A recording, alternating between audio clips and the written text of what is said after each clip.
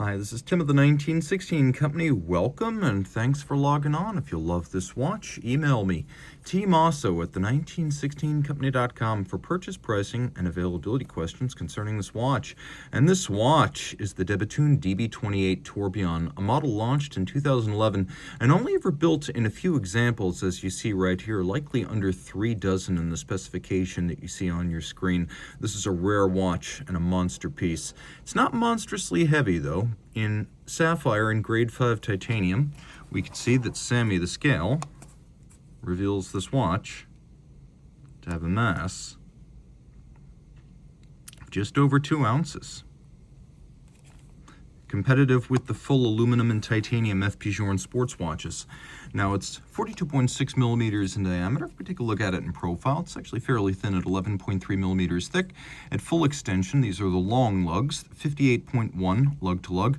When fully compressed, they are approximately 53.7 with a 26 millimeter spacing between the lugs. Now the watch is light, and pre-2020 Bethune DB28s could be fitted with 3 different length of lug. Now this is the most popular setup. This is the long lug. So this is for medium to large size wrists. Now I've got about, I would say, medium small as far as wrist size goes, 16 centimeters in circumference. For a guy, not all that big, but flat across the top. I can wear this just fine, but if we'll zoom out a little bit more, get a sense of proportion. If you want something that's a little bit tighter side to side, there are smaller lugs available, and they can always be interchanged for free when the watch goes back for service. Now, taking a look at the cuff shot, you can see it'll easily slide underneath the sleeve. It is not thick at all. Taking a look now, I think the watch's look is prominent, and the fit is good, but if you want something more proportional, slightly shorter lugs can be fitted. Taking a look at the strap now, you can see Bethune's going in the same direction as a lot of high-end brand with alligator on both sides. Now this does add a few $100s, but a strap becomes more durable as a result and lasts longer, and a watch like this deserves the best. Semi-gloss black with a little bit of a distressed grain. We have medium and large rectangular scale alligator leather, and you can see on the bottom small round scale. We've got a sheer cut edge lacquered for refinement, a monotone stitch. You can see the buckle is a Bethune grade 5 titanium piece, just like the watch, and the buckles on the 28s and the 27s are designed to echo the design of the lugs. The lugs are patented, a device first seen on 2008's DB26 perpetual calendar. The ergonomic concept does help the fit, and you can see that we've got a screw-down crown, unbranded in traditional fashion. The watch is 30 meters water resistant. The screw-down is there more to prevent accidental interaction between the crown and the lug. We have these little bullet tips or torpedo caps on the end of the lug. That is one of the few continuous design features across most Bethune model families in most eras of the company. It started on the DB1 chronograph in 2002, and it's been present on most of the watches, but not all since then. Bethune makes its own movement styles and cases, so this watch is all Bethune. It's worth mentioning that the case is grade 5 titanium and polish, and I found that other than various kinds of hardened metals, grade 5 tie with a polished finish is probably the most durable in terms of not showing damage and not taking damage. Taking a look now at the crystal, the way it flows to the bezel is quite beautiful, and it's almost impossible to even feel the step with your fingers. The tolerances are excellent. If you take a look at the case, you can see that it's actually a monoblock. The bezel and the case are all one piece. Everything loads through the back for a smoother, seamless aesthetic topside. I deliberately didn't wind the tourbillon immediately because I want you to be able to see the tourbillon carriage, and in particular the precious metal and silicon balance wheel, which is patented. It's the DB 2009 movement, and it features a 5-day manual wind power reserve and a tourbillon that includes 63 parts and has a mass of only 0.18 gram, 18/100ths of a gram.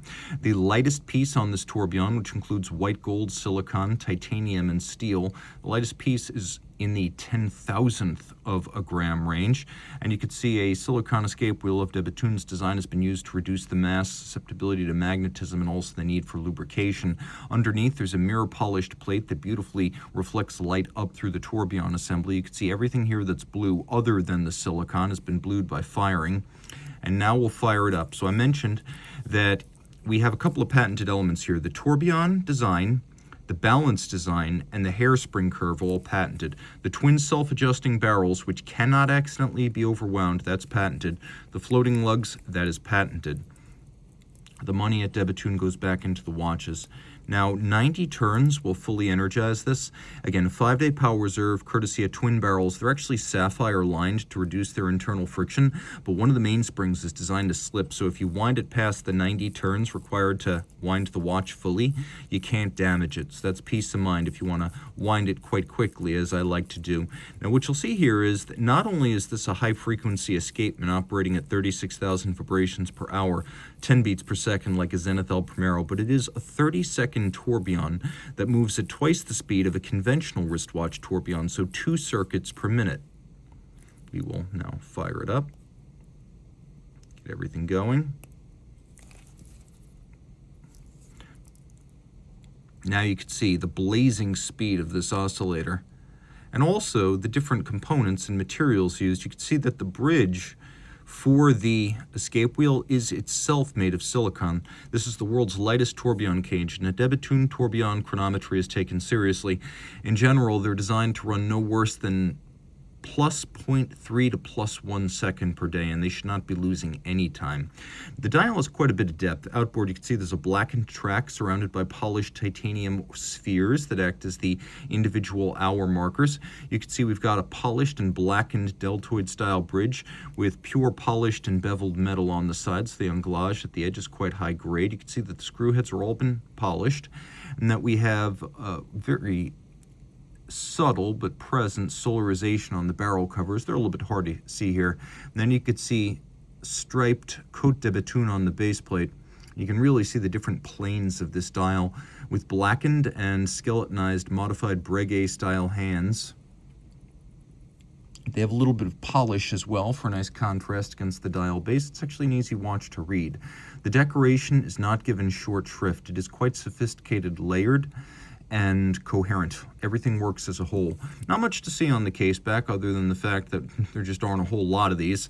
As of 2021, about 29 of them were made, and because the tourbillon style changed after that, that's pretty close to the total number produced. These are rare watches, and the romance is all in that tourbillon. By the way, that hairspring, that's of watchmaker Denis Flageolet's own design. Now, it's not his alloy. De Bethune only recently gained the ability to make its own hairsprings, but what happens is they would get the flat hairspring, they would cut off the terminal curve, reshape it so that it would breathe concentrically in any position like an overcoil, and then micro-clamp it back onto the inner coils to create a flat hairspring that breathes concentrically like an overcoil and is positionally agnostic. All of this in a 30mm movement that properly fills the case, and all of that in turn pivoting on 32 joules.